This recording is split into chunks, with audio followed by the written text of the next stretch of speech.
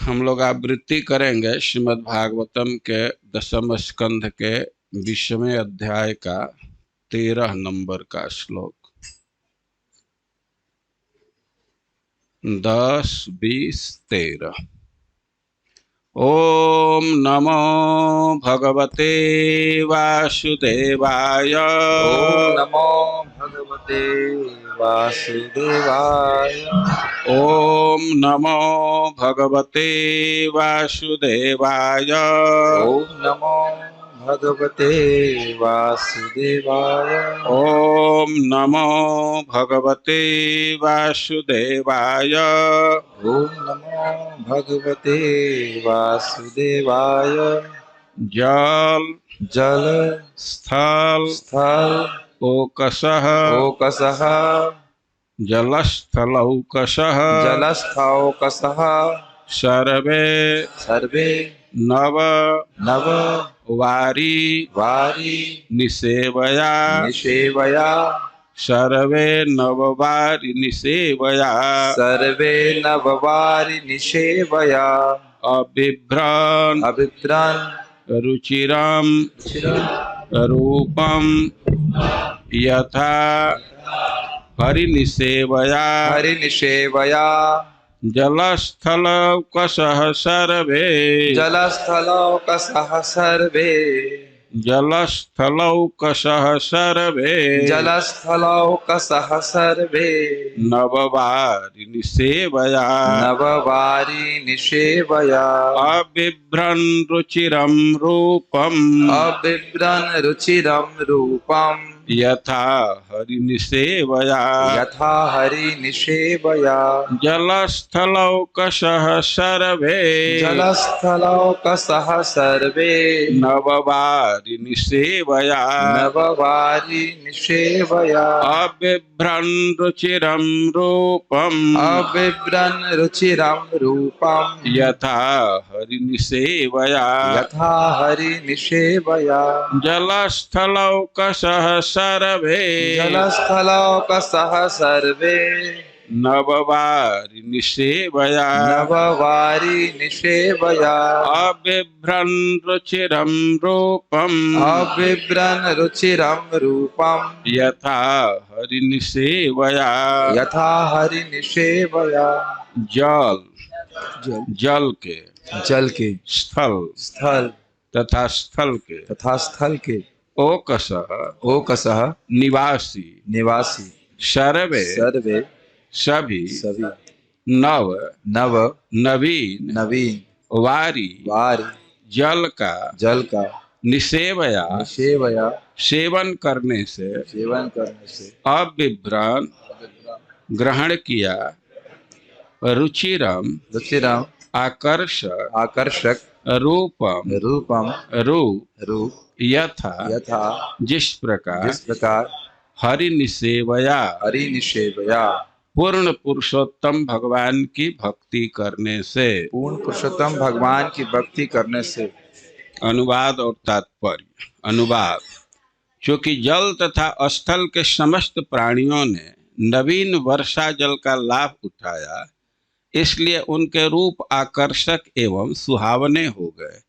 जिस तरह कोई भक्त श्री भगवान की सेवा में लगने पर सुंदर लगने लगता है। तात्पर्य। श्रील प्रभुपाद ने इस प्रकार टीका की है। अंतर्राष्ट्रीय कृष्ण भावनामृत संघ में हमें अनेक अनुयायियों के साथ इसका व्यवहारिक अनुभव है। अनुयायी बनने के पूर्व वे गंदे लगते थे, भले ही उनके अंग प्रत्यंग रूपवान थे, किंतु कृष्ण भावनामृत के विषय में कोई जानकारी न रखने के कारण वे गंदे और दुखियारे से लगते थे। अब कृष्ण भावनामृत ग्रहण करने के पश्चात उनका स्वास्थ्य सुधर गया है और नियमों तथा नियंत्रणों का पालन करने से उनकी शारीरिक कांति भी बढ़ गई है। जब वे केसरिया वस्त्र धारण करके अपने मस्तक पर तिलक लगा लेते हैं और अपने हाथों में तथा गले में मालाएं धारण किए रहते हैं, तो वे इस तरह लगते हैं मानो सीधे बैकुंठ से चले आ रहे हों। जगत गुरु श्रील प्रभुपाद की। और हम लोग शरद ऋतु वर्षा ऋतु का वर्णन सुन रहे हैं। 2 दिन से वृंदावन के वर्षा ऋतु के शोभा का वर्णन किया जा रहा है। 10 श्लोक तक हो गया है। अब आगे कह रहे हैं कि हरिता हरिभि सस्यै इंद्र गोपैश्च लोहिता ओच्छिलिंद्र कृतच्छाया नृणाम श्रीरिव भूरभूत। वृंदावन के बरसात के शोभा का वर्णन कर रहे हैं कि वर्षा ऋतु के कारण घास उग गए। घास का रंग हरा है और प्रारंभ में ही आप सुने हैं कि वर्षा ऋतु सर्वसत्व समुद्भव। वर्षा ऋतु में सब प्रकार के प्राणी का उद्भव होता है, दोनों तरह से, जन्म से भी और पोषण के दृष्टि से भी। और बरसात में बहुत बहुत प्रकार के कीड़े जन्म लेते हैं। उसमें एक कीड़े होते हैं वो लाल रंग के होते हैं। लाल रंग के कीड़े होते हैं। और राम जी के भैंस का ही है जो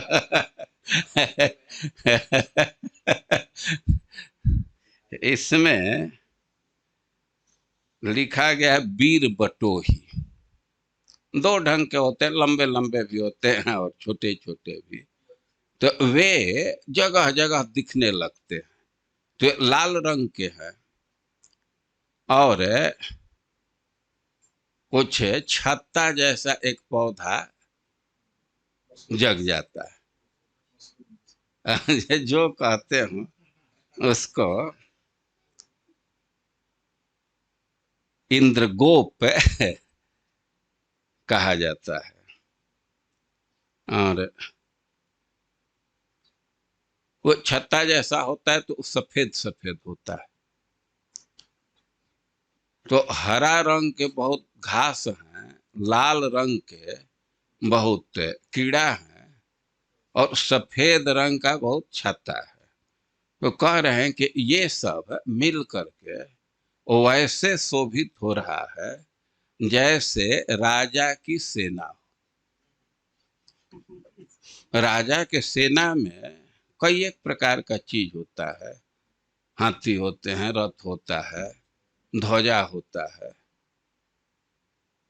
तो जैसे राजा की सेना शोभित होती है और उसका सौंदर्य होता है, तो वैसे ही वृंदावन के सौंदर्य हो रहा।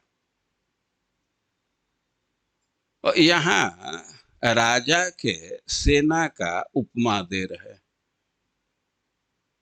और राजा लोग कई एक प्रकार के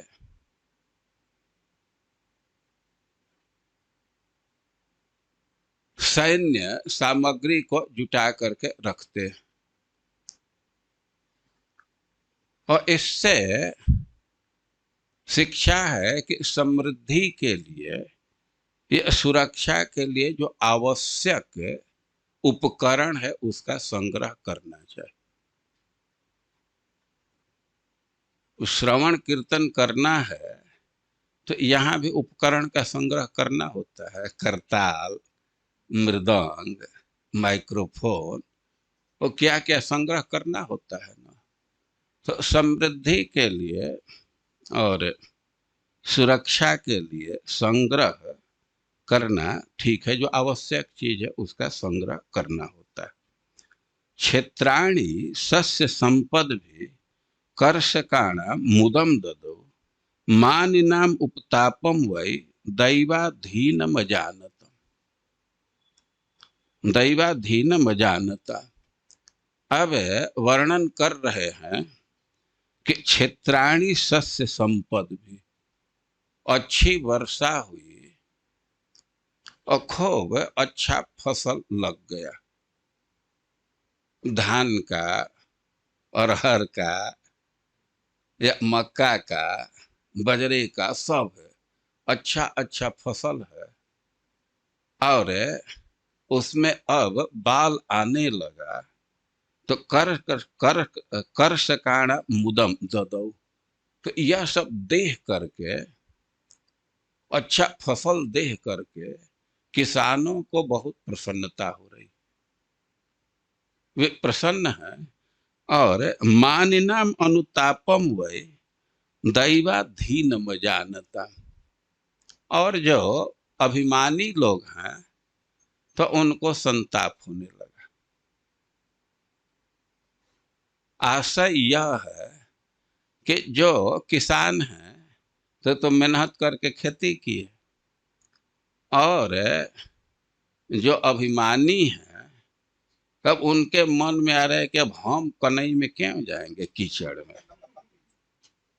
और पता नहीं मेहनत किए, और कई एक बार तो होता है कि सूख जाता है, तो इस बार भी वैसा ही शायद होगा तो घाटा लगेगा, तो अच्छा हो कि भले ही कम पैसा मिले दूसरे को ही दे दो। मटैया मनी दे दिए लेकिन अब फसल अच्छा हुआ तो उनको शौक होने लगा कि हम खुद किए होते तो हमको प्रॉफिट हुआ होता। तो यहाँ मानि नाम अनुतापम है, बहुत बहुत ग्रंथ में धनी नाम अनुतापम शब्द। आप लोग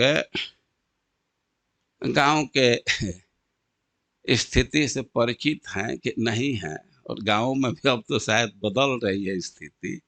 पहले की स्थिति है कि धनी लोग अन्न रखते थे, और अकाल पड़ जाने पर अब गरीब को देते तो जरूर थे, लेकिन डेढ़ा पर या सवाई पर। डेढ़ा का मतलब कि एक मन अन्न देंगे तो अब उसको अगहन में 1.5 मन लेंगे वापस, डेढ़ा करके। तो अब तो ये बड़े शोक में है कि अब इस बार तो फसल बहुत अच्छा हो रहा है तो हमारा मार्केट डाउन जाएगा। वे कोई गरीबी में रहेगा तभी वो लोन लेता है ना। तो वर्षा के चलते खूब अच्छा फसल हो रहा है, एकदम अब बाली से युक्त हो गया है, लहरा रहा है फसल, तो कृषकों को तो बहुत आनंद है, उनको बहुत हर्ष है। लेकिन जो धनी लोग हैं तो उसी फसल को देख करके संताप में पड़ गए कि तीनों के पास से खुद का ही अन्न हो जाएगा, हम लोगों से नहीं लेंगे। दैवाधीन बजानत, वे संताप कर रहे हैं, उसके पीछे है कारण है कि वे नहीं जानते हैं कि ये सब भाग्य के अधीन है, दैव के अधीन है। और यहाँ शिक्षा है कि किसी के समृद्धि को देख करके दुखी नहीं होना चाहिए। दूसरे को समृद्धि प्राप्त हो रही उसके भाग्य से, और हमारे अपने भाग्य से हमको भी समृद्धि मिल सकती है, और दूसरे के समृद्धि को देख करके दुखी नहीं होना चाहिए। अब एक बात और कह रहे हैं कि जलस्थलौकसः सर्वे नववारि निसेवया अबिभ्रन रुचिरम रूपम यथा हरि निसेवया। जलस्थलौकस, चाहे जल के प्राणी हो, जल में भी बहुत प्राणी रहते हैं, मछली है, कछुआ है, और स्थल औकस, कुछ प्राणी धरती पर हैं, गाय हैं या मृग हैं, और भी प्राणी हैं। तो कह रहे हैं कि सर्वे अबिभ्रन रुचिरम रूपम नववारि निसेवया। तो बरसात का दिन आ गया तो वर्षा के चलते घास जग गए या पानी भी ताजा हो गया, तो अब नए जल के प्रभाव से जो जल के प्राणी हैं तो वह भी स्वस्थ हो गए, उनका रूप अच्छा लगने लगा। और जो स्थल के प्राणी हैं, जैसे वृक्ष है तो ये भी एक प्राणी है, तो वर्षा के चलते तो ये और लहरा गया, अच्छा लग रहा है। गाय इत्यादि हैं वे भी स्वस्थ हो गए, वे भी अच्छे लगने लगे। तो कह रहे हैं कि अबिभ्रन रुचिरम रूपम यथा हरि निसेवया, चाहे जल के प्राणी हो या स्थल के प्राणी हो, नए बरसात के नए जल के सेवन से उनका रूप वैसे ही सुंदर लगने लगा जैसे भगवान की सेवा करने से व्यक्ति का रूप सुंदर लगने लगता है। तो यह जो उपमा दे रहे हैं वह बहुत महत्वपूर्ण है। भगवान की सेवा करने से रूप भी सुंदर हो जाता है। श्रीमद् भागवतम में कई एक जगह इसका उल्लेख है। द्वारका के लोगों का उल्लेख है कि प्रवैसोपि जुआनो, वे भगवान का दर्शन करते थे या भगवान की दृष्टि उन पर पड़ती थी और उसका प्रभाव था कि जिनका उम्र अधिक हो गया है वो भी बिल्कुल जुआ दिखते थे। प्रवैसोपि जुआनो, उद्धव जी के विषय में कहा गया है कि काले न जरसंगत।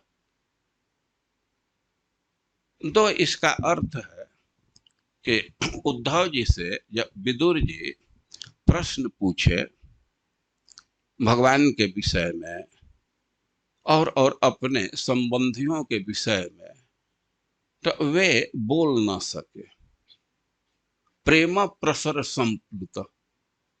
अब तो भगवान के विरह में वे पहले से निमग्न थे और विदुर जी प्रश्न करने लगे तो भगवान की इतनी गाढ़ स्मृति हो गई कि वे प्रतिवक्तुम नुत्सेह, वे बोल ना सके। वे तो प्रेम प्रसर संप्लुत, भगवान के प्रेम में ही डूबने लगे, उतराने लगे। और इस पर कह रहे हैं सुखदेव गोस्वामी कि यह कोई नई बात नहीं है, यह बिल्कुल उचित है ऐसा होना, क्योंकि उद्धव जी इसके विषय में कह रहे हैं कि यह पंचहायन, वे 5 साल के थे और सपर्याम रचयन, उसी समय खेल खेल में ही भगवान की पूजा करते थे। जैसे बच्चे हैं तो जुट जाते हैं और मिट्टी का क्या क्या बनाने लगते हैं, हाथी बनाते हैं, घोड़ा बनाते हैं, उनको लड़ाई कराते हैं, जो जो करते हैं। लेकिन उद्धव जी की स्थिति थी कि अभी 5 साल के थे तो अभी मिट्टी से भगवान की मूर्ति बना देते थे और उसी गीली मिट्टी से थाली बना दिए और लैंप तैयार कर दिए।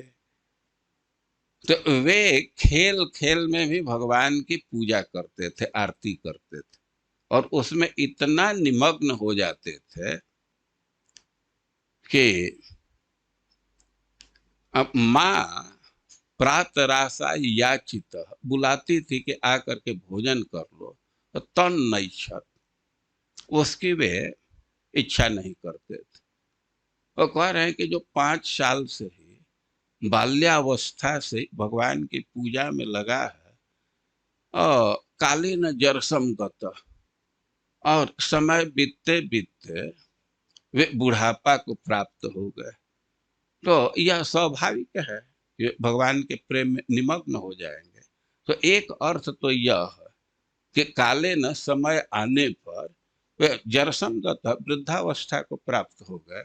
लेकिन दूसरा अर्थ किया गया है कि वे बाल्यकाल से ही भगवान की पूजा करते थे और पूजा का ऐसा प्रभाव हुआ, काले न जरसम गत। काले मतलब समय आने पर भी, वे 60 साल 70 साल 80 साल 90 साल बीतेगा तो व्यक्ति बुढ़ापा को प्राप्त हो जाता है। लेकिन उद्धव जी के पूजा का प्रभाव है, सपरिया का प्रभाव है कि काले समय आने पर भी, वो समय आ गया कि व्यक्ति बूढ़ा हो जाएगा, लेकिन न जरसंगत, तो उद्धव जी उस पूजा के प्रभाव से वृद्धावस्था को नहीं प्राप्त हुआ। उद्धव जी का रूप बिल्कुल भगवान जैसा था। जब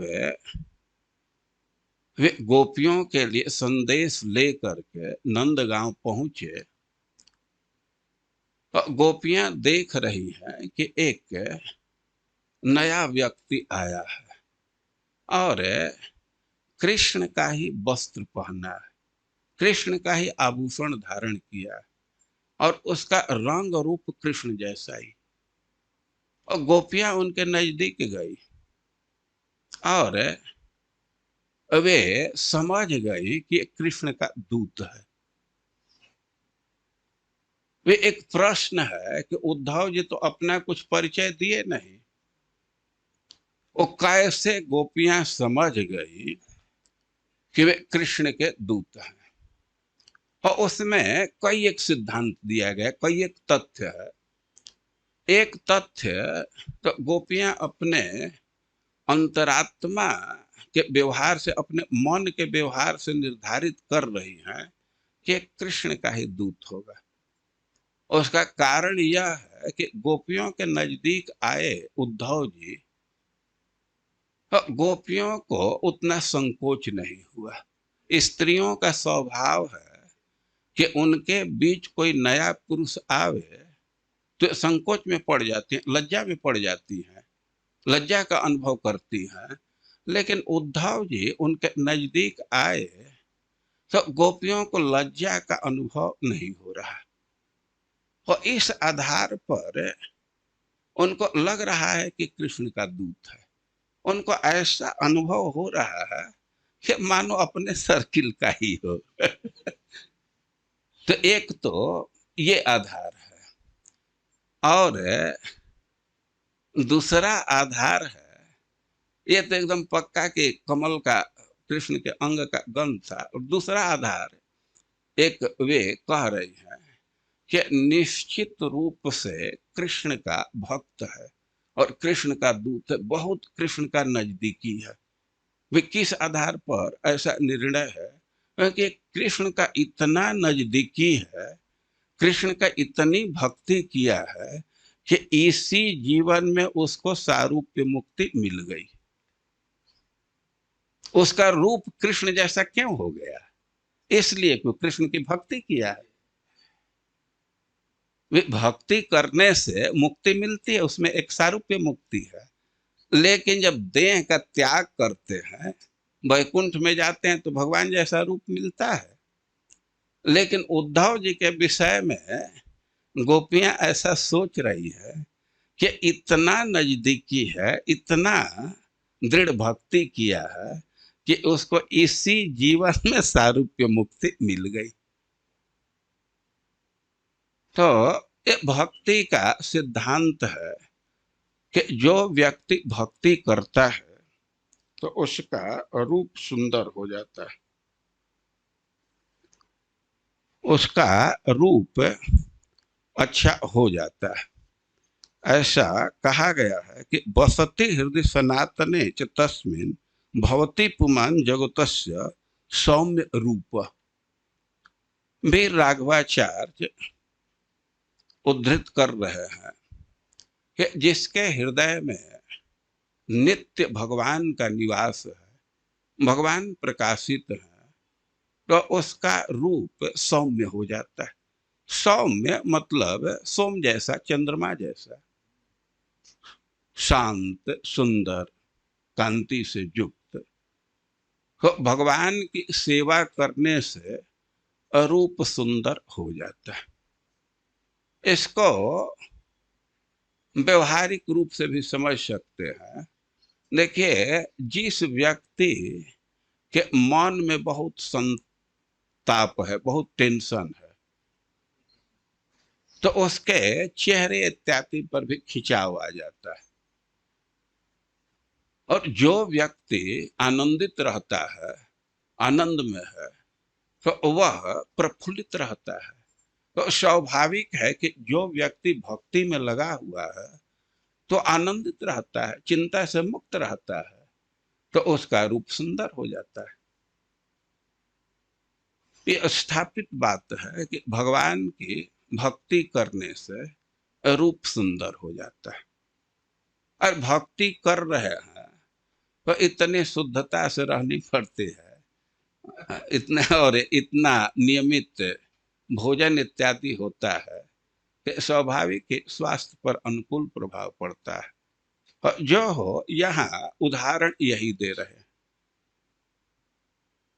कि वर्षा के सेवन से जो जल के प्राणी है, स्थल के प्राणी हैं, तो बहुत सुंदर रूप धारण कर लिए। उनका रूप बहुत सुंदर लगने लगा। जैसे भगवान की भक्ति करने से, भगवान की सेवा करने से व्यक्ति का रूप सुंदर हो जाता है। और इससे शिक्षा है कि भगवान की भक्ति करनी चाहिए, जरूर भक्ति करनी चाहिए।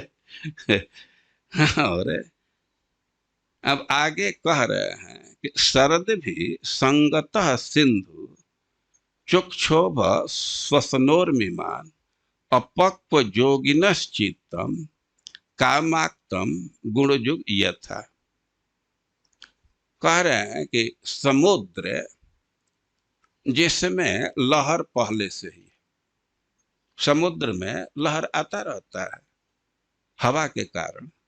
श्वसन उर्मिमान, हवा के प्रभाव से समुद्र में पहले से लहर है। और संगत, शरद भी संगत सिंधु चुक्षोभ, और जहाँ नदी का संगम होता है तो वहां समुद्र में और हलचल हो जाता है। पहले से उसका अपना तरंग है, और नदी के मिलन से, नदी के धारा से समुद्र विक्षुब्ध हो जाता है, चंचल हो जाता है। का उदाहरण दे रहे हैं कि कैसा चंचल हो रहा है। तो अपक्व जोगिनश्चित्तम कामाक्तम गुण युग यथा। जैसे अपक्व जोगी है, और अपक्व जोगी होने से उसका चित्त वासना से मुक्त नहीं हुआ, अभी वासना से युक्त है। और गुण युग यथा, कोई जोगी है, अपक्व जोगी है, और उसके हृदय की वासना तो समाप्त हुई नहीं, और तब तक विषय का संयोग हो गया। अब विषय का संयोग होने से तो उसका मन क्षुभित हो जाता है। तो जैसे अपक्व जोगी का वासना युक्त मन विषय के प्राप्ति से क्षुभित हो जाता है, वैसे ही उर्मी से युक्त, लहर से युक्त समुद्र नदी के संयोग से क्षुभित हो रहा है। अब समानता पर विचार कीजिए कि जोगी और समुद्र की तुलना की जा रही। किस जोगी की? अपक्व जोगी की। अपक्व जोगी का अर्थ है कि जो अभी समाधि के स्तर को नहीं प्राप्त किया। अष्टांग योग की बात कर रहे हैं, और चित्त का निरोध इसी को योग कहते हैं। योग चित्त निरोध, और उसके 8 अंग हैं। और जब समाधि के स्तर पर पहुंच जाते हैं तब तो चित्त का निरोध हो जाता है। और समाधि के स्तर को नहीं प्राप्त किए तो पूर्ण रूप से चित्त का निरोध नहीं हो पाता है। तो कह रहे हैं कि अपक्व योगी ना, अपक्व योगी अभी उसका योग सिद्ध नहीं हुआ है, मतलब समाधि के स्तर को नहीं प्राप्त किया। और कामाक्तम, उसके मन में अभी वासना है। समुद्र है तो उसमें पहले से ही लहर है, और जो योगी है तो उसके चित्त में वासना है, प्रसुप्त अवस्था में है, अभी वासना समाप्त नहीं हुई है। और अब समुद्र को नदी का संयोग हो रहा है, तो समुद्र क्षुभित हो जा रहा है। और योगी का भी वासना पहले से ही है, और विषय का योग होता है तो मन बिल्कुल क्षुब्ध हो जाता है। थोड़ा सा एक चीज है और ध्यान देने की बात है, समुद्र पुल्लिंग है और पुरुष है, और नदी स्त्री। कोई योगी है और अभी उसका वासना शांत नहीं हुआ है, अब स्त्री का संयोग होने से अब उसका मन बिल्कुल बेचैन हो जाता है, मनमत उसको मथित कर देता है। तो जैसे योगी का चित्त, अपक्व योगी का चित्त वो विचलित हो जाता है, क्षुब्ध हो जाता है, और वैसे ही नदी के संयोग से समुद्र क्षुभित हो रहा है। वृंदावन ब्रज में कहाँ समुद्र है ये वर्णन करने लगे। देखे हैं ब्रज में कोई समुद्र? और इस विषय में दो चीज है ध्यान देना चाहिए कि वर्णन कर रहा है वर्षा का, तो वर्षा ऋतु के वर्णन में जो वर्षा का गुण है, वर्षा ऋतु का गुण है, तो उसका वर्णन कर दिए। या मथुरा मंडल के, ब्रजमंडल के एकदम पश्चिमी सीमा पर एक स्थान है, उसको कहते हैं कोटर सरोवर, और वो सरोवर बहुत विशाल है। मानसी गंगा जा करके उसी में मिलती है।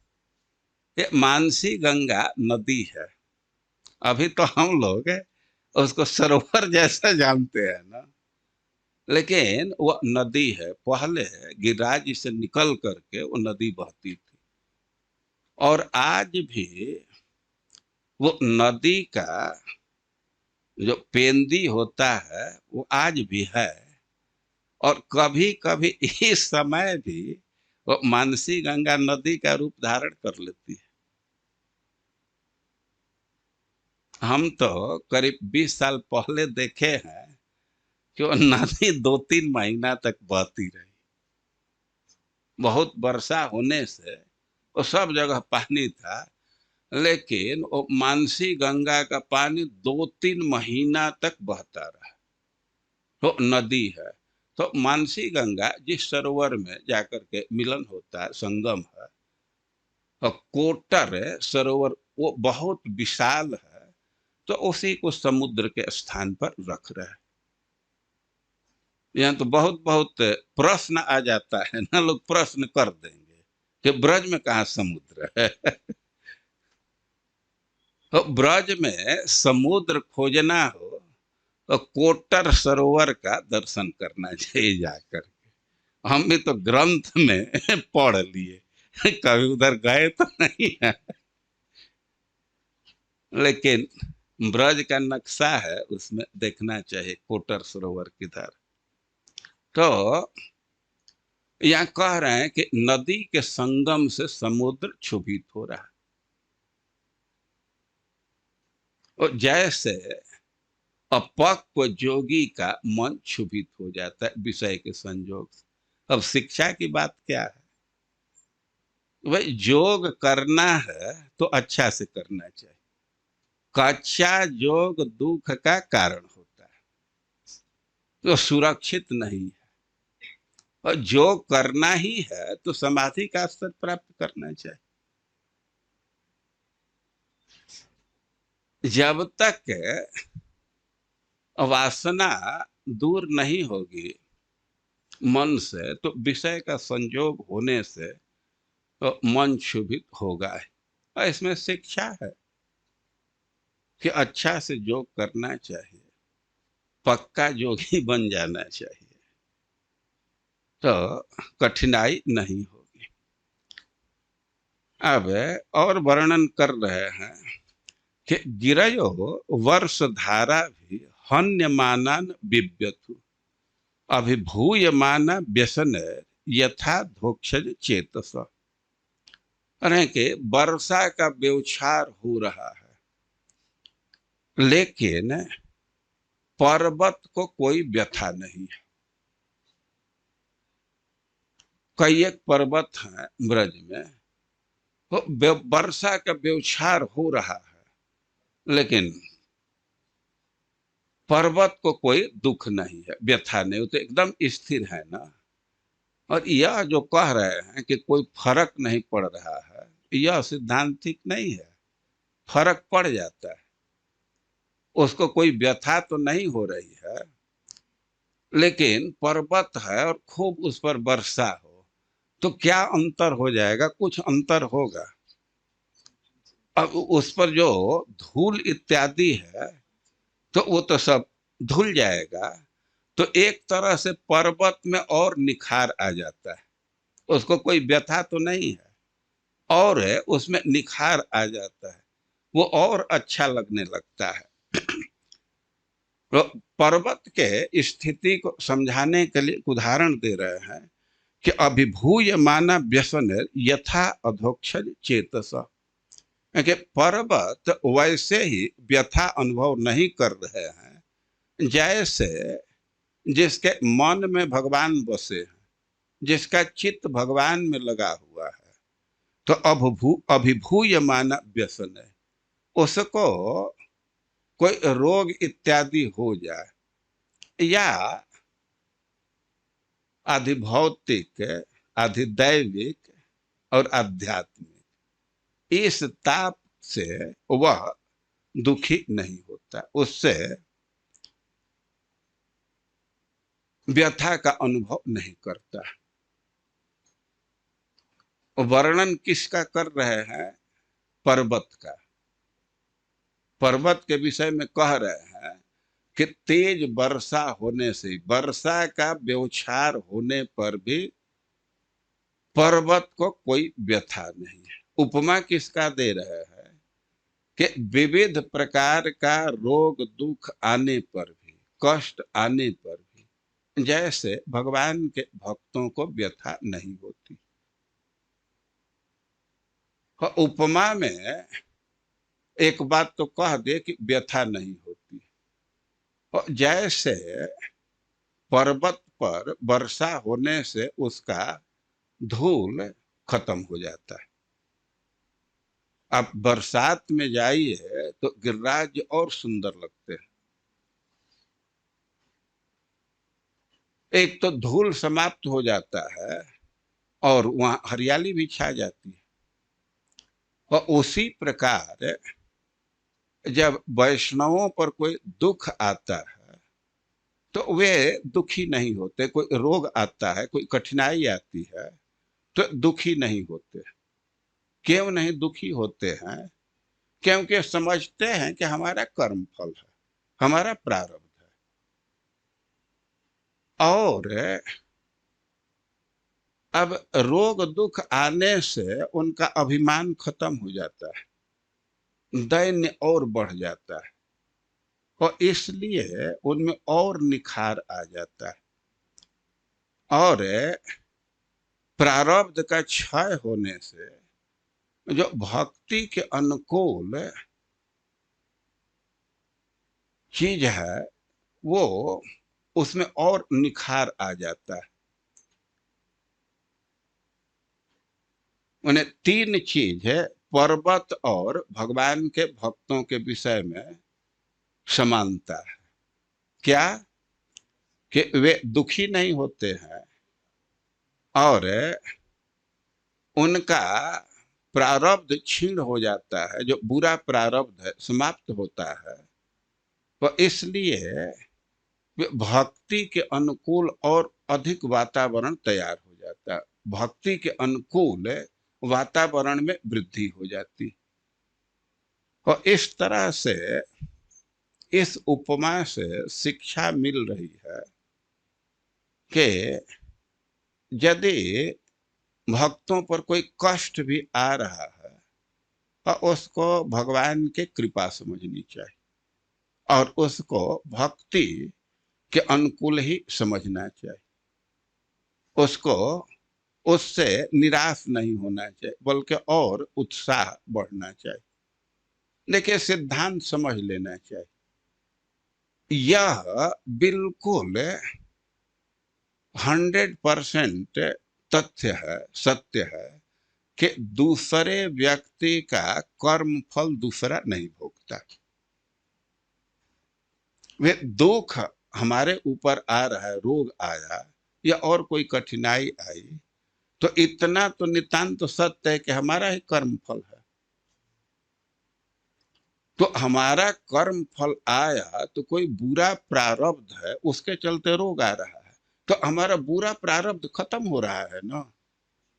तो बोल के भक्त लोग और प्रसन्न होते हैं और भगवान को धन्यवाद देते हैं कि हमारा जो बुरा प्रारब्ध है इसी जन्म में आप उसको खत्म कर रहे हैं। तो भगवान के कृपा का अनुभव करते हैं। और जो व्यक्ति दुख में भी और सुख में भी भगवान के कृपा का अनुभव करता है, सुख में तो अनुभव करना आसान है, दुख में व्यक्ति व्यतीत हो जाता है। यह भी भगवान की कृपा है, ये समझ में बात नहीं आती है। हम लोग तो प्रीचिंग करते हैं, गांव में जाते हैं और कई एक बार स्त्रियां आती हैं, अरे महाराज जी हमारे घर में भोग लग रहा है, हमारे घर भर भगत बैठिए और सब बीमारी हमारे घर में। अरे ये क्या बात है।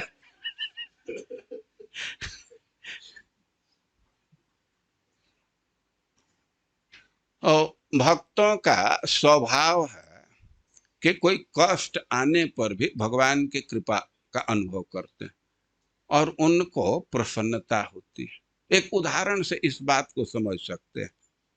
कभी कभी देखा जाता है कि किसी व्यक्ति पर कर्ज है, ऋण है, तो व्यक्ति ऋण के चलते बहुत ग्लानि महसूस करता है। अब बैंक का है, फिर भी नोटिस आ जाता है किसी महाजन से लिए हैं, तो वो भी बार बार वो कहता रहता है। और कभी कभी देखा जाता है कि व्यक्ति अपने बजट से, खाने पीने के जो बजट है उससे भी काट करके ऋण को दे देता है। अब ऋण का चुकती कर दिया, पैसा नहीं है और सब्जी खरीदने में भी कठिनाई है। तो गांव के हिसाब से कुचला भात खाता है, नमक और मरचा का थोड़ा बना लिया और गरम गरम भात है, माड़ है, बहुत स्वादिष्ट लगता है। लेकिन वो तो है एकदम गरीबी का द्योतक, तो खा रहा है कुचला भात, लेकिन फिर भी प्रसन्नता अनुभव करता है कि उस भार से तो मुक्त हो गए ना। यह अनुभूत चीज है।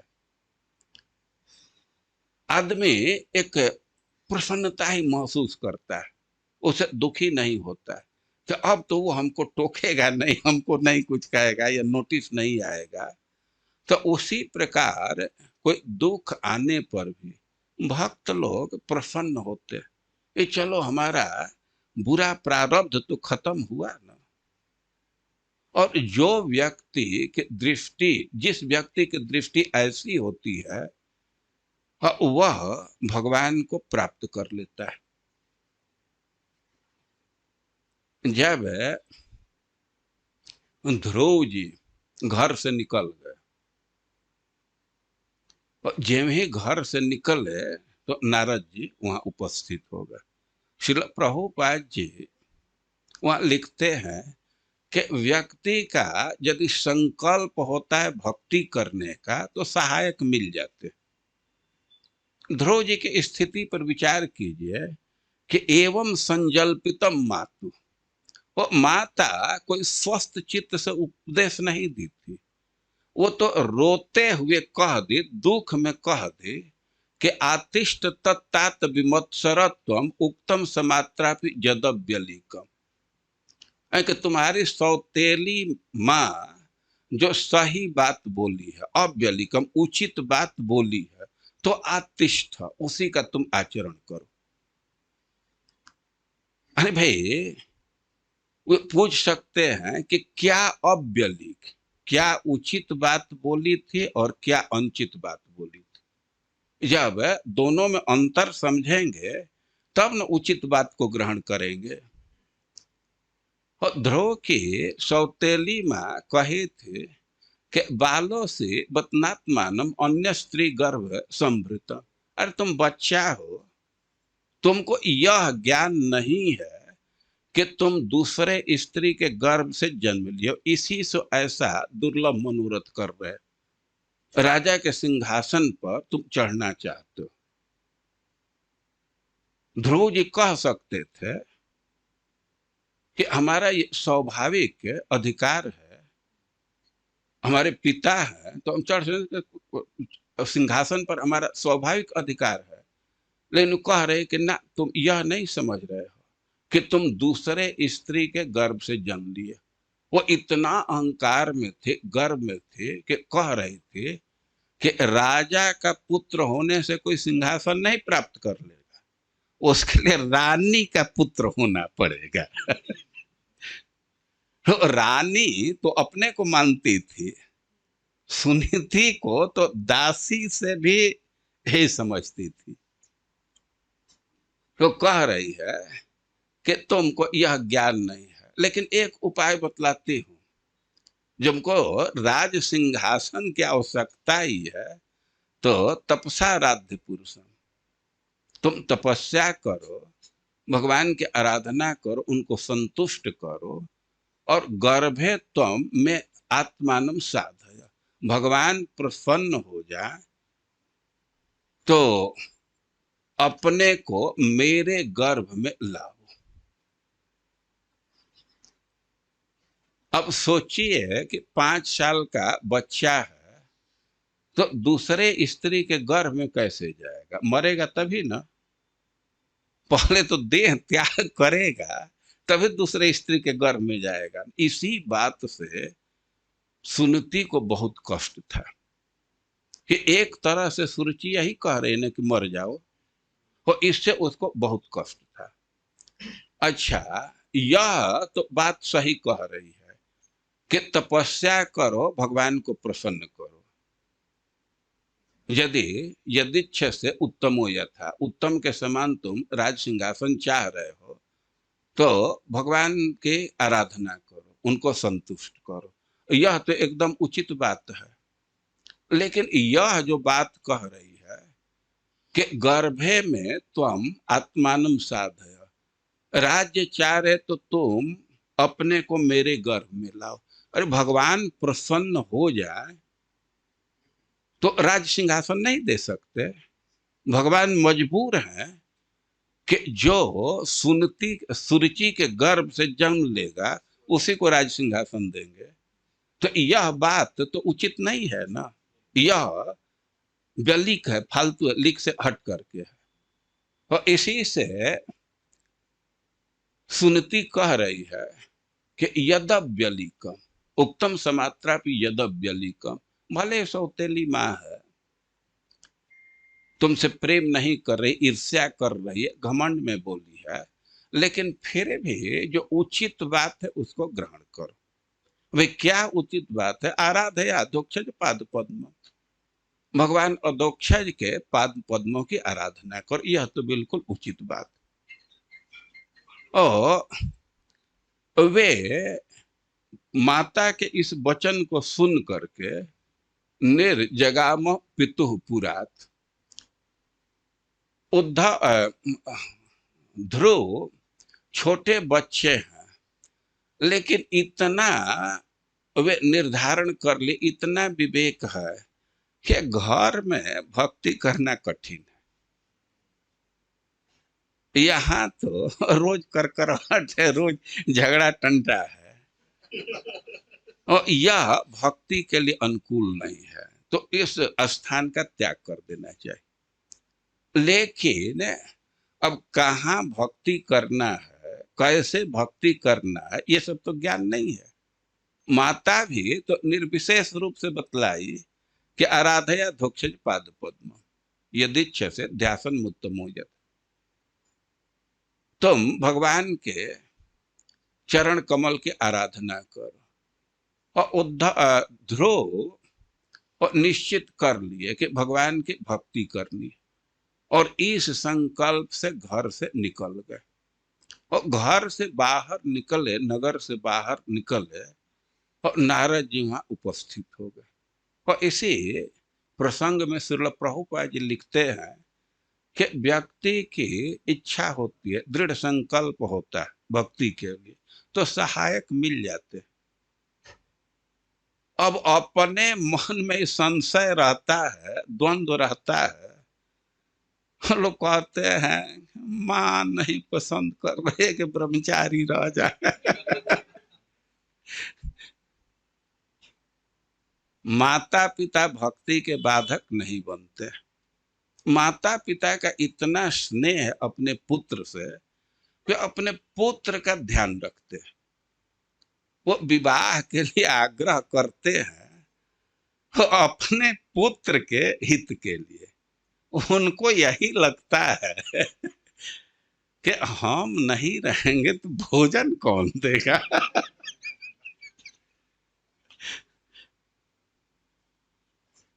जो हम यह कह रहे हैं कि अपना संकल्प होने से, भक्ति का संकल्प है तो सहायक मिल जाते हैं। और नारद जी वहां उपस्थित हुए और उनको समझाने लगे, अरे कैसे घर से निकल गए, और क्या अपमान हो रहा है। यह उम्र अपमान और मान का है। ये बच्चे का मान अपमान होता है, और मान अपमान तो ये अज्ञान के चलते है। मन में किसी चीज को व्यक्ति सम्मान मान लेता है, किसी को अपमान मान लेता है। अच्छा, मान लो कि ये है भी, तो सिद्धांत दे रहे हैं कि जस्य यद दैव विहितम स तेन सुख दुःखयो आत्मानं तोषयन् देहि तमसः पार मृच्छति। अरे कि दैव के विधान से किसी को कुछ दुख मिल रहा है या सुख मिल रहा है, और यदि उसको सह लेता है भगवान की इच्छा समझ करके, तो केवल सुख दुख को सहने से तमसः पार मृच्छति, उसको मुक्ति की प्राप्ति हो जाती। हम लोगों के टीचर थे उर्मिला माता जी, वे कह रहे थे कि किसी पर कोई संकट आ रहा है, कुछ दुख आया, तो एक बहुत भारी चेक उसको मिल रहा है। चेक, बैंक का जो चेक होता है, अब उसके ऊपर डिपेंड करता है कि कैसे उसको यूज करे। मान लीजिए कि आपको कोई चेक साइन करके दे दिया, बड़े अमाउंट का चेक दे दिया, और उस चेक को आप डस्टबिन में डाल दीजिए, कोई लाभ मिलेगा? कोई लाभ नहीं मिलेगा। और वो बैंक वाले बक्सा बनाए हैं उसमें ले जा करके डाल दीजिए, तो आपके अकाउंट में पैसा आ जाएगा, आपके एटीएम में वो सुविधा आ जाएगी। और कौन कार्ड रखते हैं, उससे क्या क्या सुविधा ले सकते हैं। तो देख रहे हैं कि एक चेक आपके पास है, तो उसको कैसे यूज कर रहे हैं आपके ऊपर डिपेंड करता है। डस्टबिन में डाल दिए, कोई लाभ नहीं मिलेगा। और उसी प्रकार किसी को कोई कष्ट मिल रहा है, कोई संकट आ गया, कोई रोग आ गया, तो चेक जैसा उसका लाभ ले सकता है। यदि हाय हुताश कर रहा, बहुत अब रो रहा है, दूसरे से वर्णन कर रहा है, तो रोने से, दूसरे से कहने से उसका रोग ठीक नहीं हो जाएगा, वो तो भोगना ही पड़ेगा। लेकिन यदि रोग आया है और उसी को भगवान की कृपा समझ रहा है, उससे प्रसन्न हो रहा, तो सीधे वे भगवान के धाम को प्राप्त कर लेगा। तो समझ रहे हैं कि किस रूप में चेक है, केवल अपने दुख को स्थिरता से सहन कर लिए। सहन तो करना ही है, रोने गाने से वो दूर नहीं हो जाएगा। एक है, अब रो गा करके कीजिए या स्थिरता से कर लीजिए, दोनों में बहुत भारी अंतर हो जाएगा।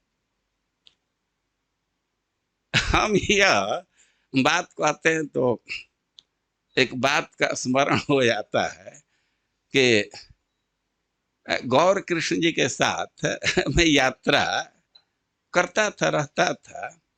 कभी कभी बस उस जाम में फंस जाती थी, वे बड़ा उद्विग्न होते थे। बहुत उद्विग्न होते थे। उनको बहुत बहुत कार्य रहता था, हम तो एकदम स्थिर रहते थे, हमको कोई ऐसा नहीं, वे बड़ा उद्विग्न होते थे। लेकिन अब उद्विग्न होने से तो बस नहीं चल देगी, जाम छूटेगा तभी जाएंगे।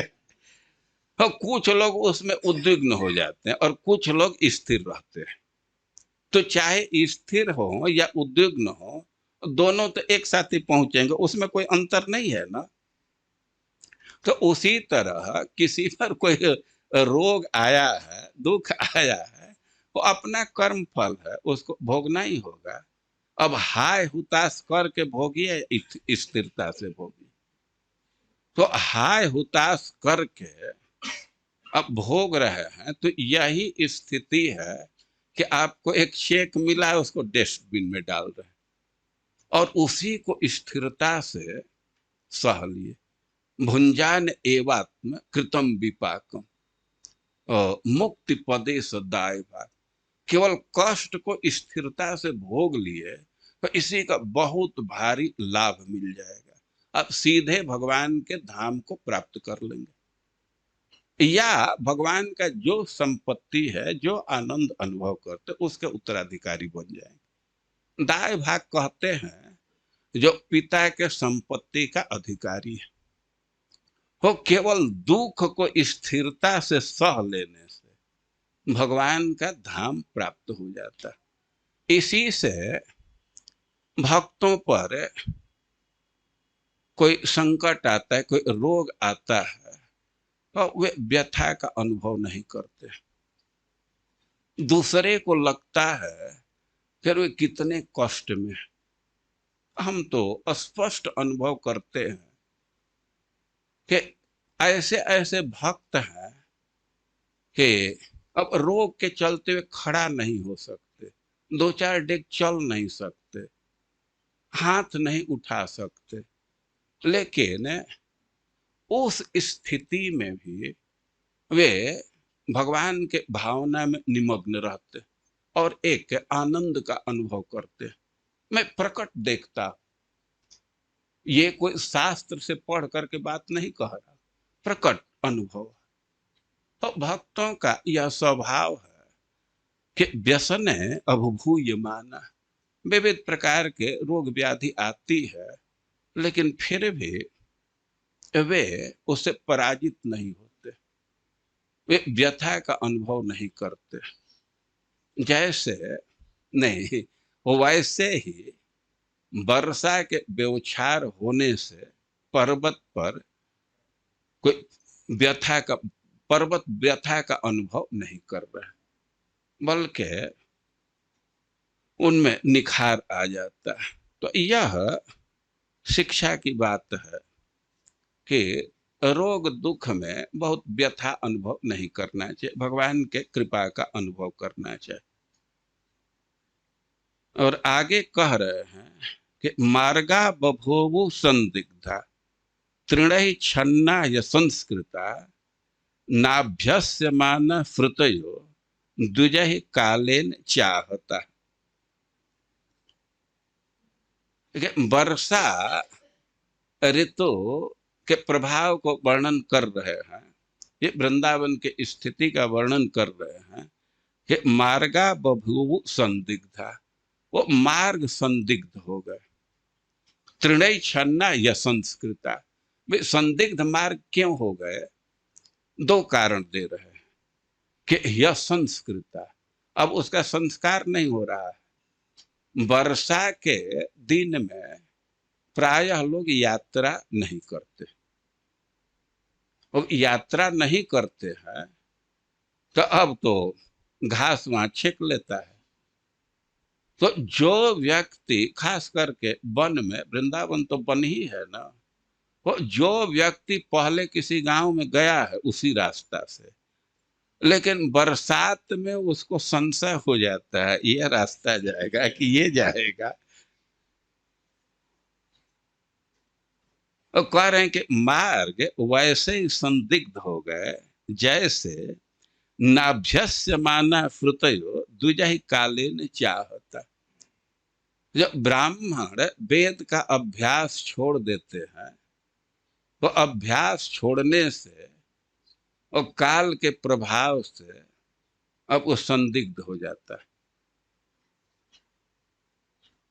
और इससे शिक्षा है कि वेद का अभ्यास करते रहना चाहिए।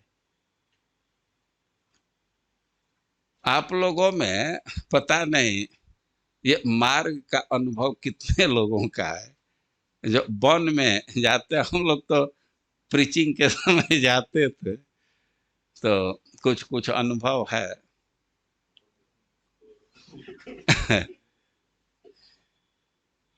और जिस रास्ते से गए हैं वो भी संदिग्ध होता है कि यही है कि दूसरा रास्ता है। और इसी प्रकार अब जिस लेसन को पढ़े हैं और बहुत दिन तक छोड़ दिए तो क्या क्या तथ्य है संदिग्ध होने लगता है। और इसी से अध्ययन करते रहना चाहिए। खास करके ये जो मूल श्लोक है तो उसका पाठ करते रहना चाहिए। ऐसा नहीं कि एक बार श्लोक याद कर लिए तो अब वह भूलेगा नहीं, बहुत दिन अभ्यास छोड़ देंगे तो भूल जाता है। अरे यहाँ तक कि मंगलाचरण का श्लोक भी बोलने में कठिनाई होती है, बड़े बड़े लोगों की बात है।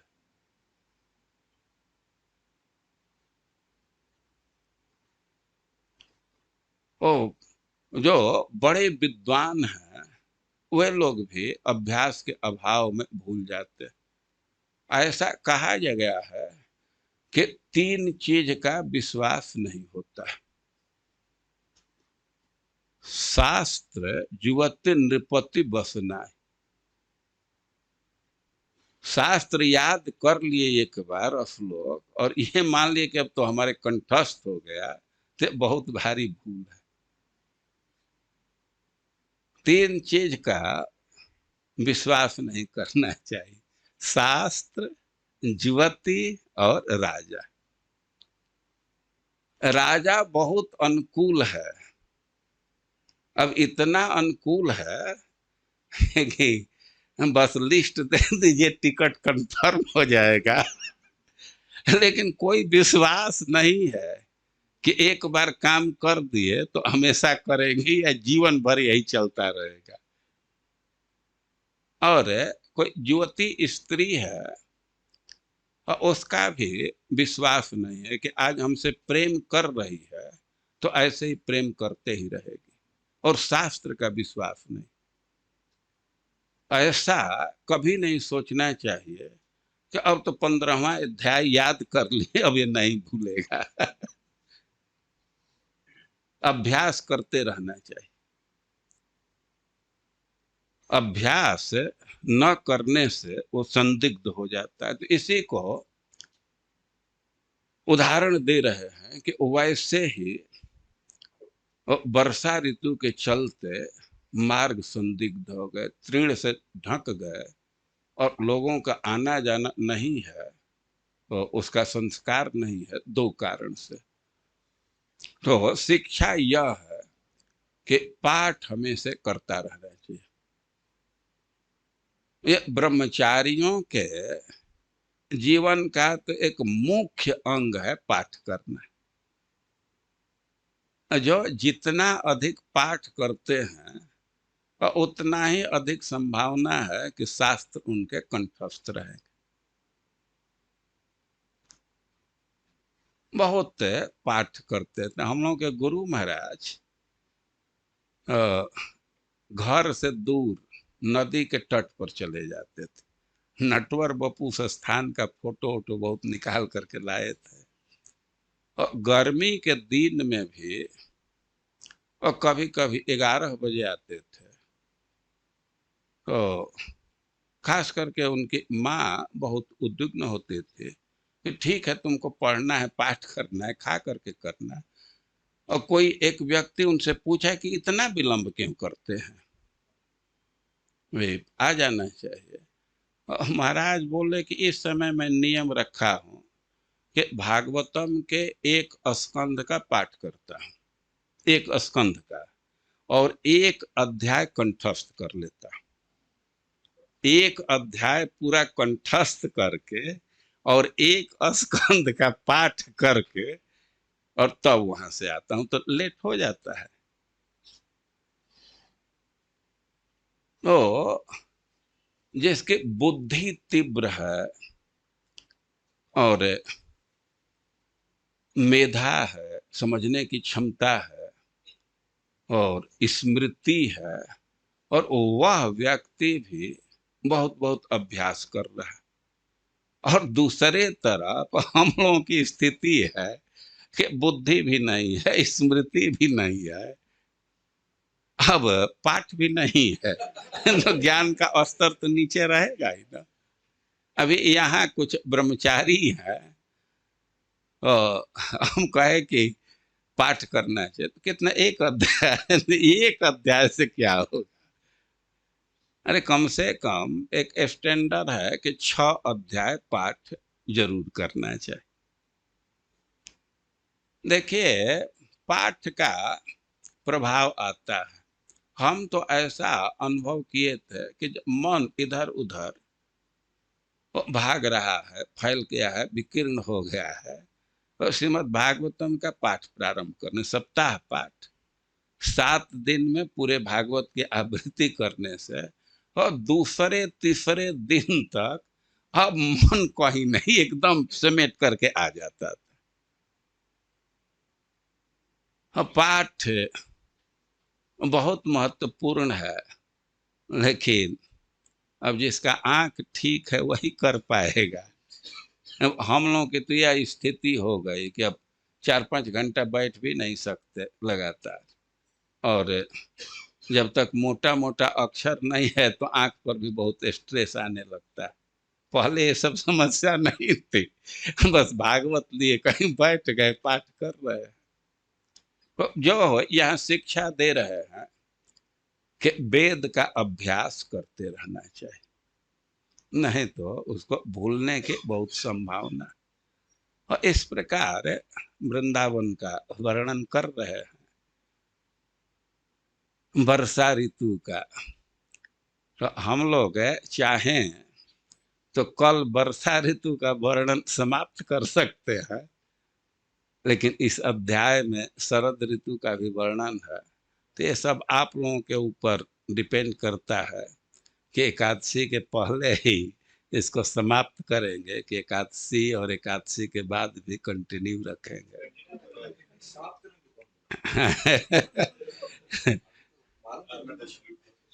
जो लोग प्रश्न कर रहे हैं, बोल नहीं रहे हैं कि एकादशी को भी कथा होगी। एकादशी को तो और भागवत सुनने का विधान है, रोज सुने या ना सुने, एकादशी को जरूर सुनना चाहिए। मालवीय जी, मदन मोहन मालवीय जी अपना नियम रखे थे कि एकादशी के दिन भागवत पर प्रवचन जरूर करते थे, जो काशी हिंदू विश्वविद्यालय की संस्थापना की। तो रणवीर संस्कृत विद्यालय में कमक्षा पर है, तो एकादशी को नियम रखे थे भागवतम के श्रवण का। तो पूरे अध्याय को हम लोग पूरा कर लेंगे जितना दिन लगे। हरे कृष्ण।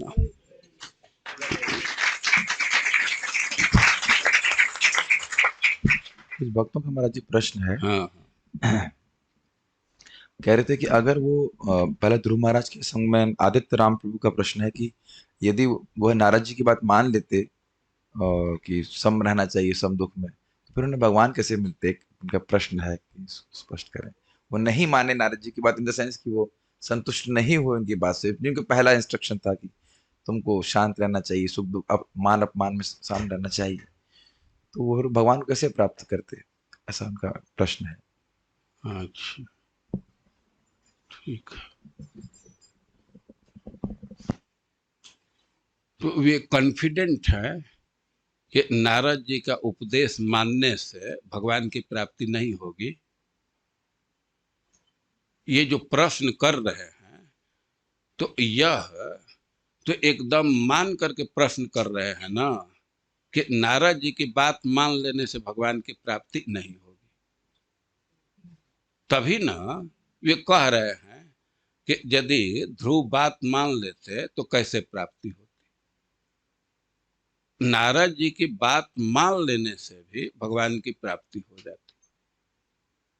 लेकिन अब ध्रुव जी तो कहे कि देखिए अब हम क्षत्रिय स्वभाव के हैं और हमारा हृदय अब अपमान से विध गया है, आपकी बात इसमें टिक नहीं रही।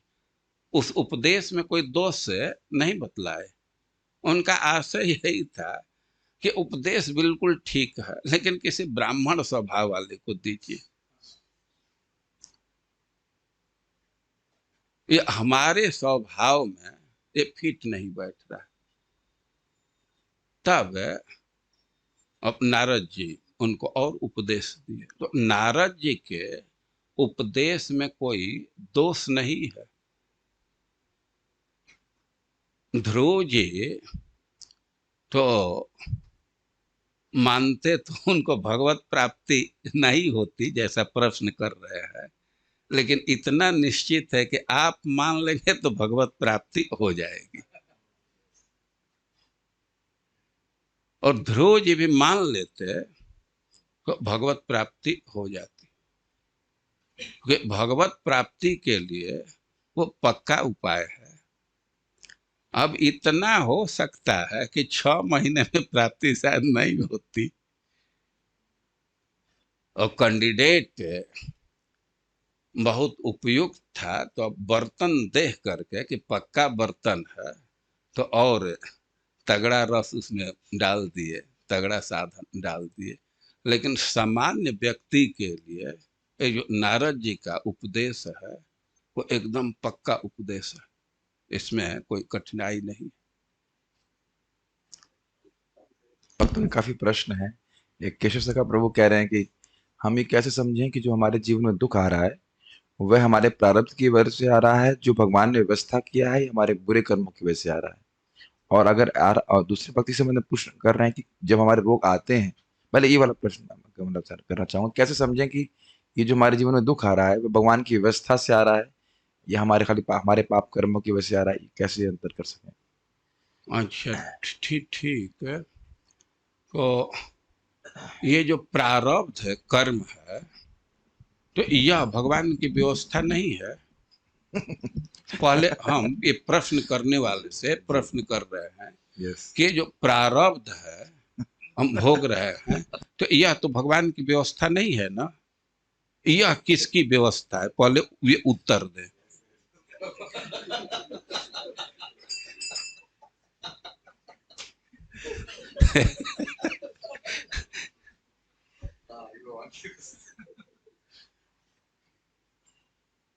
कर्मणेवाधिकारस्ते मां फलेषु कदाचन।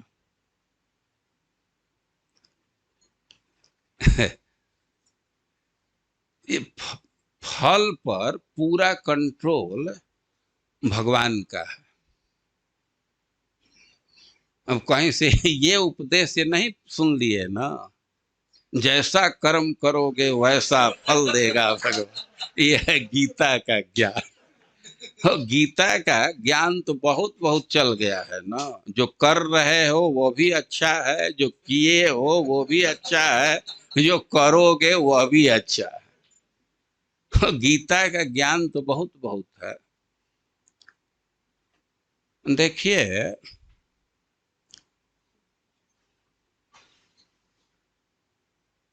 ये प्रश्न इनका आधारित इस तथ्य पर है कि सामान्य रूप से कोई दुख भोग रहा है, वो अपने प्रारब्ध का फल भोग रहा है। लेकिन अब भक्ति का सिद्धांत है कि भक्ति करने पर प्रारब्ध नष्ट हो जाता है, सब प्रकार के कर्म नष्ट हो जाते हैं। तो जो बड़े बड़े भक्त हैं, बहुत उन्नत भक्त हैं, तो उनके जीवन में भी देखा जाता है कि रोग व्याधि आ जाते हैं। तो प्रश्न उठता है कि जब प्रारब्ध भक्ति करने से नष्ट हो जाता है, तो जो बड़े ही उन्नत भक्त है, तो उनके जीवन में क्यों रोग आ रहा है, उनके जीवन में क्यों कष्ट आ रहा है। और कभी कभी ऐसा देखा जाता है कि भगवान अपनी इच्छा से किसी के भक्ति को बढ़ाने के लिए अब उसको कष्ट में डाल देते हैं। या सामान्य सिद्धांत यह है कि प्रारब्ध तो व्यक्ति का बहुत अधिक है। अनादि सिद्धम अनंतम चेति, ये अनादि सिद्ध है, अनंत है। लेकिन भगवान कृपा करके कुछ प्रारब्ध को भक्तों को देते हैं, क्योंकि भक्तों की इच्छा होती है अपने प्रारब्ध का भोग करने का।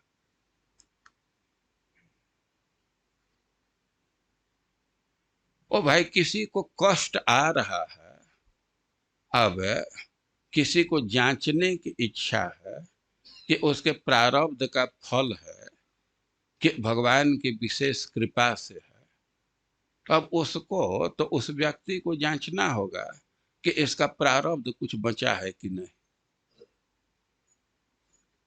अब हम तो कोई उपाय नहीं जानते हैं कि कैसे जांच होगा, लेकिन अब जिसकी इच्छा ही हो कि हमको जांचना है, तो उस व्यक्ति का पहले प्रारब्ध का रीडिंग ले ले कि एकदम 100% खत्म हुआ कि नहीं। अब 100% प्रारब्ध खत्म हो गया है और उसके बाद भी उसको रोग आ रहा है, तो मान लिया जाएगा कि भगवान की व्यवस्था है, स्पेशल व्यवस्था है। लेकिन प्रारब्ध जल्दी खत्म नहीं होता। कर्म के विषय में लिखा गया है कि वो नाश हो जाता है, लेकिन इसका क्रम है। अप्रारब्ध फलम पापम, अप्रारब्ध फलम पापम कूटम बीजम फलोन्मुखम, क्रमेण प्रविलीयन्ते विष्णु भक्ति रतात्मना। और एक चीज है तो यह है कि विष्णु भक्ति रतात्मना, जो भगवान के भक्ति में बिल्कुल रत है और उसका कर्म फल समाप्त होगा, लेकिन पहले अप्रारब्ध और इसके बाद कूट, इसके बाद बीज और सबसे लास्ट में प्रारब्ध समाप्त होता है। और प्रारब्ध के समापन में देर लगती है। तो अब ये थोड़ा कठिन होता है पता लगाना कि प्रारब्ध का फल है कि भगवान की विशेष व्यवस्था है। लेकिन अब एक प्रश्न है कि ये जांच की क्या आवश्यकता है। ये जो प्रश्न कर रहे हैं उनको किसी फाइल में जमा करना है।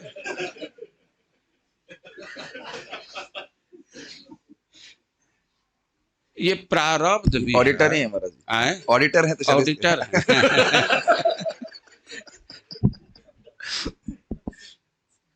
तो इनको ये समझ लेना चाहिए कि प्रारब्ध है वह भी भगवान की व्यवस्था है, और प्रारब्ध कदाचित खत्म हो गया है और फिर भी कुछ कष्ट दिया जा रहा है, तो भगवान की व्यवस्था है। लेकिन एक दृष्टि से दोनों भगवान की व्यवस्था। प्रारब्ध भी जो दो दे रहे हैं तो वो भगवान की व्यवस्था है। प्रारब्ध कितना है, अब इसका गणित थोड़ा कठिन है। एक संत को मैं वृंदावन में सुना, ये तुम्हारी मर्जी है, तुम न्याय ले सकते हो या कृपा ले सकते हो। यदि तुम न्याय चाहते हो अपने कर्म का, तो करोड़ों करोड़ों वर्ष जन्म लेते रहो।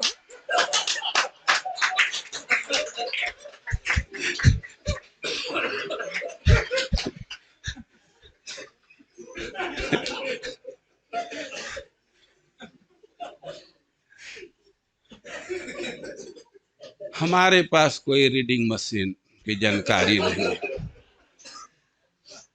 इतना शास्त्र का जरूर विधान है कि दोनों को भगवान के कृपा के रूप में ही लेना चाहिए। एक हाँ, भक्त कह रहे हैं कि अगर आपने बताया कि मन को स्थिर करना चाहिए रोग आदि में भक्तों को, तो हाँ। मन ना स्थिर हो तो क्या करें? मन परेशान हो रहा है रोग आदि में किसी भक्त का, तो वो क्या करे फिर? नील माधव प्रभु कोई भक्त हैं, पूछ रहे हाँ, ठीक है।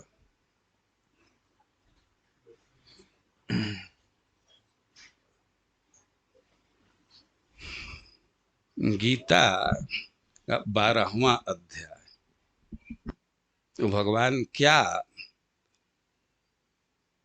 हेरारकी दिया, एक सीढ़ी स्थापित किए हैं ना। क्या क्या है, अथ चित्तम समाधातु न शक्नोसि मयि स्थिरम अभ्यास जोगे न।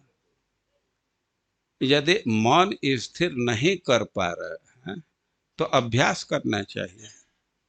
अभ्यास का क्या अर्थ होता है, जैसे आप लोग फाइन आर्ट के स्टूडेंट को देखे होंगे, वो कोई डिजाइन देना चाहते हैं और पेंसिल रखे हैं, जो डिजाइन देना चाहते हैं से खींचे, स्केच किए, नहीं आता है तो उसको इरेज कर देते हैं, फिर से करते हैं। तो इसी को अभ्यास कहते हैं। तो मन स्थिर नहीं हो रहा है, विचलित हो रहा है, तो अभ्यास करना चाहिए, फिर मन को खींच करके स्थिर करना चाहिए।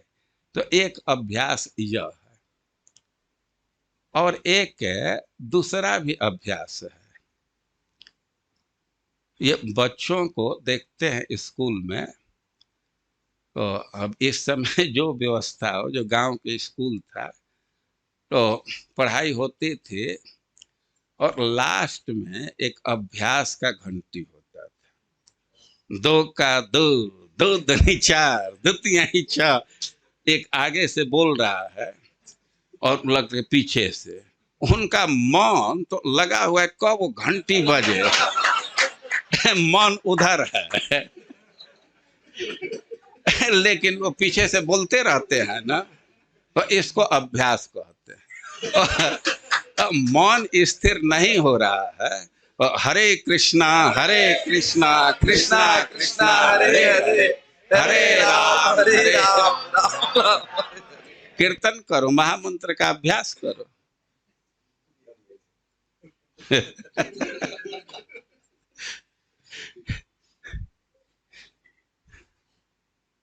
एक भक्त कह रहे हैं कि अगर एक ही नाम से सारे पाप कष्ट जाते हैं, खत्म हो जाते हैं, तो प्रारब्ध कर्म क्यों नहीं कटते हैं, या खत्म क्यों नहीं हो रहा है?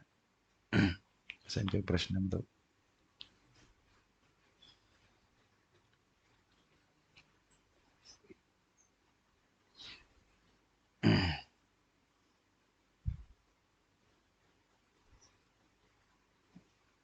एक नाम से अनंत जन्मों के पास पाप नष्ट हो जाते हैं तो कर्म नष्ट क्यों नहीं होते? ऐसा मतलब साम्यता से लग रहा है उनके प्रश्न, एक पाप और कर्म तो एक ही बात जैसे हो।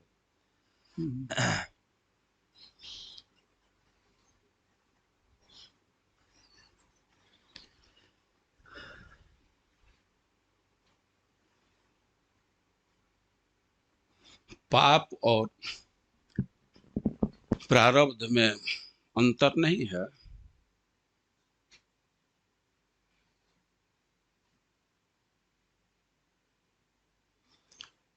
मान लीजिए कि पाप है तो व्यापक चीज है और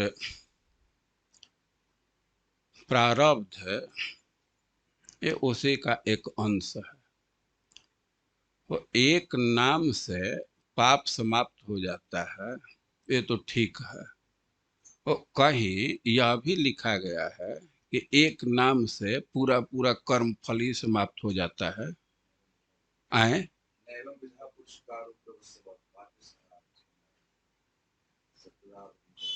हाँ, क्या? नैवं विधा पुरुषकार उरुक्रमस्य ऐसे करके चित्रम विदूर विगतः 5:1:35 में वो सब बोलते हैं। वही मेरे मन में भी आ रहा था कि वहां पे भी बोला गया है कि, एक मिनट महाराज जी, इसमें श्रीमद् भागवतम का 5वें स्कंद का वो जो प्रियव्रत महाराज के संबंध में ये बोल रहे हैं, नैवं विधा पुरुषकार उरुक्रमस्य पुंसाम तदंगि रजसा षड गुणानां चित्रम विदुर विगतः सकृदादीता यन्नाम ध्येय मधुना स जहाति बंधम। तो सजहाती बंधम, बंध। तो एक नाम उच्चारण करने से वह बंधन से कर्म से मुक्त हो जाता है। तो ऐसा मतलब वर्णन वहां पे आता है।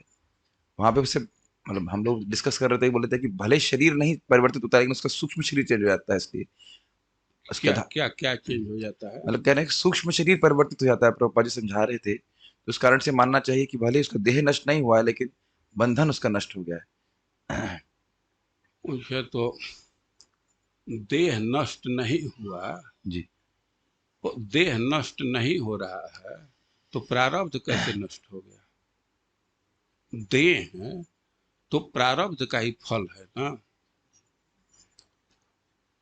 देह तो प्रारब्ध का ही फल है ना। तो यह प्रश्न उठाया गया है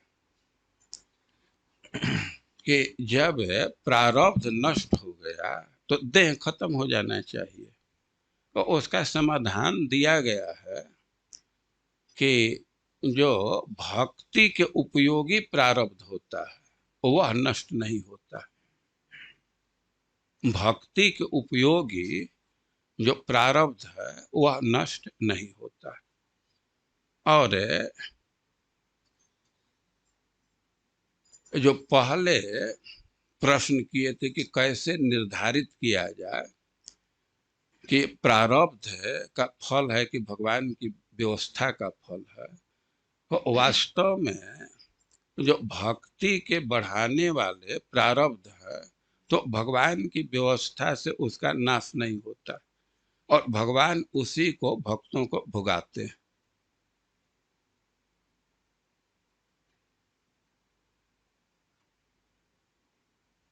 तो मान लीजिए कि एक नाम से ही सब पाप समाप्त हो जाता है लेकिन आगे भक्ति के लिए जो जिस चीज की आवश्यकता है तो उतना तो बचा करके रखा जाएगा ना। तो अब अलग अलग केस में तो अब वो जटिल प्रोसेस है, देखना होगा ना कि अब क्या हिसाब किताब है। इतना तो निश्चित है ना कि जैसे आसानी से प्रश्न पूछ रहे हैं वैसा कर्म का आसान गणित नहीं है। कर्मणो गहना गति।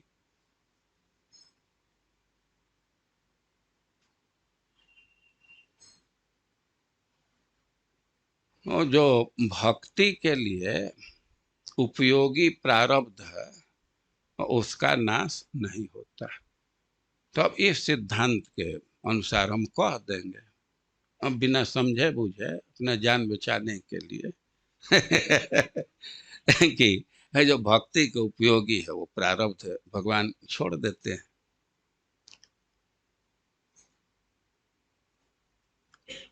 एक बात और पूछ रहे हैं कि अगर मन दुख में स्थिर नहीं हो रहा है, तो बहुत सिंपल, हाँ। मतलब वो बोले कि क्या भगवान से सहायता मांग सकते हैं, हमारा दुख निवृत्त कर दीजिए, या नहीं मांगना चाहिए, कैसे, मतलब नए भक्त हैं इसलिए पूछ रहे हैं इस प्रकार से कि अगर दुख बहुत आ रहा है तो क्या भगवान से मांग सकते हैं कि भगवान हमारा दुख निवृत्त कर दीजिए, या उसको देखिए, भगवान से कुछ भी मांगिए वो मंगलप्रद है। वो भगवान से सहायता नहीं मांगेंगे तो किससे सहायता मांगेंगे? तो विचार आना ही कि भगवान से सहायता मांगे न मांगे, ये आश्रय की कमी को दिखा रहा है। और भगवान पर आश्रित है तो भगवान से ही मांगेगा ना। अरे, नंद बाबा तक भी भगवान से मांग करते हैं, सखा लोग मांग करते हैं। भगवान से मांगने में क्या दोष है? मांगना चाहिए। बड़े बड़े भक्त लोग मांगे। वृंदावन महिमामृत का वो श्लोक अब तो काल हता हो गया। दुर्वासना सुदृढ़ रज्जु सतैर निबद्धम आकृष्य सर्वत इदम स्वबलेन कृष्ण। वो मांग कर रहे हैं ना कि हमारा मन तो जकड़ा हुआ है। दुर्वासना रज्जु सतैर निबद्धम। दुर्वासना सुदृढ़ रज्जु सतैर निबद्धम।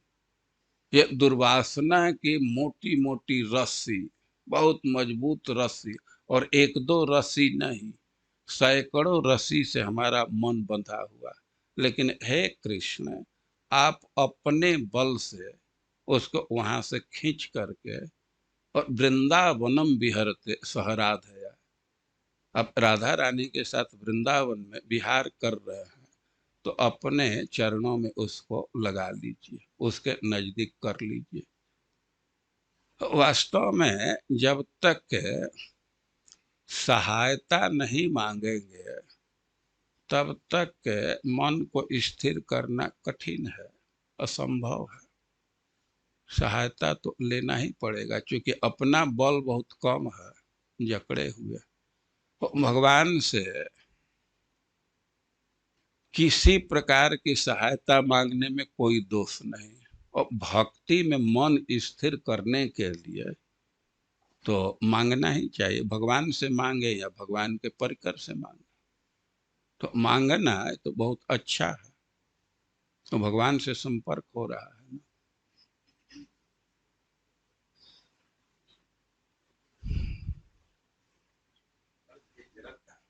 मेरा प्रश्न है कि जैसे हमें बीमारी होती है, कुछ कठिनाई है, तो क्या हमें दवा भी नहीं लेना, मतलब दवा भी नहीं लेना चाहिए क्या, कि मान के तो बड़ी कृपा होगी, भगवान ने हमको दुख दिया, या दवा लेना चाहिए, तो दवा ले रहे हैं तो तब भी क्या हम चेक को डस्टबिन में डाल दे रहे हैं, या मतलब कैसे इसको समझेंगे? नहीं, दवा तो लेना चाहिए।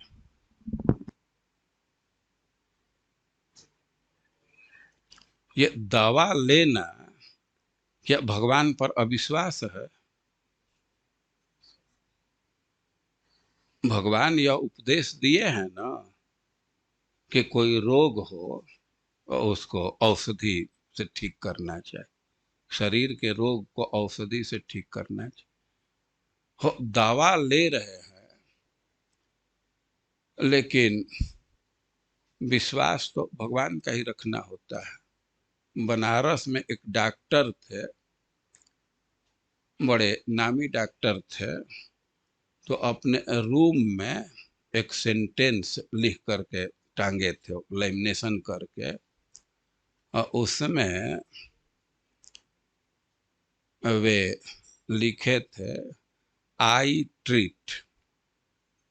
वो आई कैपिटल में नहीं लिखे थे, स्मॉल लेटर में। आई ट्रीट, और ही कैपिटल में लिखे थे, he cures. I treat, he cures. समझ रहे हैं आशय ना?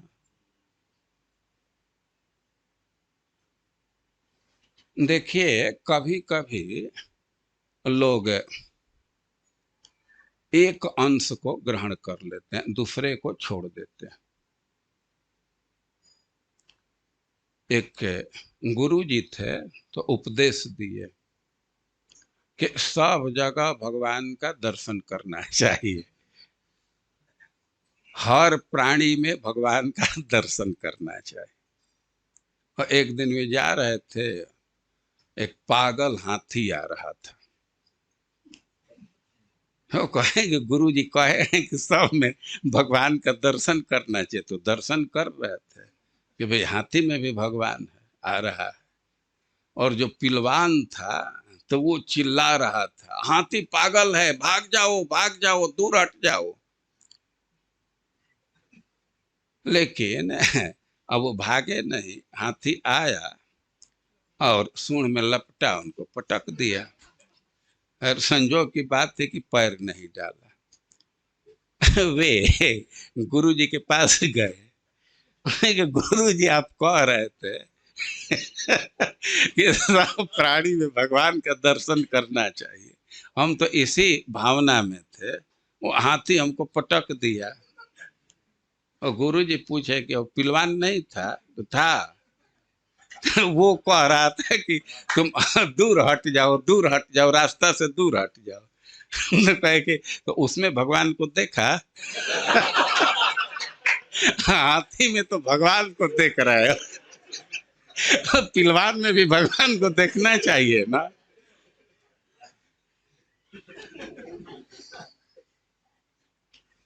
तो भाई भगवान उपदेश दे रहे हैं या भागवत उपदेश दे रहा है कि कोई रोग व्याध है और उसमें भगवान की कृपा का अनुभव करना चाहिए, लेकिन यह भी उपदेश दिया गया है ना कि औषधि का सेवन करना चाहिए। ये तमोगुण और भक्ति दोनों को कभी कभी लोग एक कर देते हैं।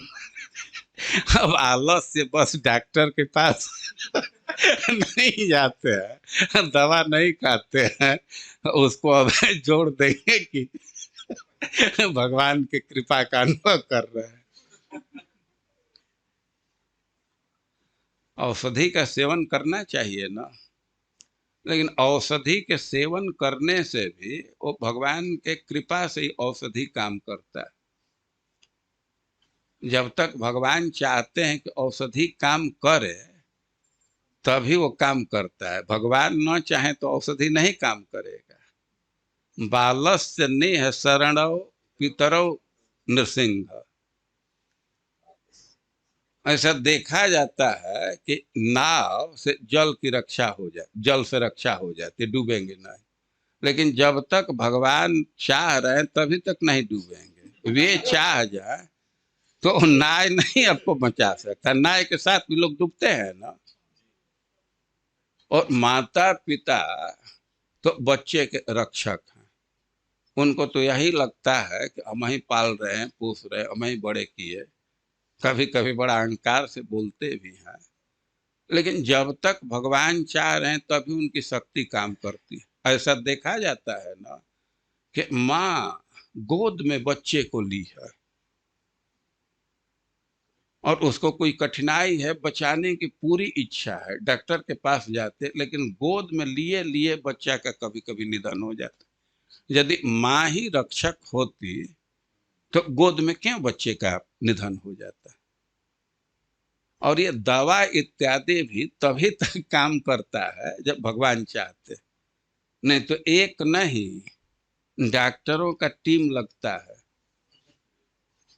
हम तो देखे हैं बीएचयू हॉस्पिटल में, कई एक बार देखे। हम लोग स्टूडेंट थे तो गांव के लोग आते थे तो दवा की सहायता करने में हम लोग देखते थे, और कई एक पेशेंट को देखा। एक ऐसा वो टाइम आता था कि 3-4 डॉक्टर घेर करके, और सीनियर डॉक्टर अब ये करना है, ये इंजेक्शन दे, इसके बाद अब थोड़ी देर के बाद वो पंपिंग करके अब देख रहे हैं, थोड़ी देर के बाद अब बेड से नीचे उतार देते थे। कई एक केस में देख, तो एक ऐसे जनरल तो एक डॉक्टर आते हैं, लेकिन मैं देखा हूं कि डॉक्टरों का टीम 2-3 लग करके घेर करके कुछ करते हैं, तब तक 2-4 मिनट में अब चलो मर कर निकाल दीजिए। तो ये सब उपाय है और ये सब भी भगवान की ही व्यवस्था है। तो भगवान की व्यवस्था के अंतर्गत इसको ग्रहण करना चाहिए, उससे अलग नहीं लेना चाहिए।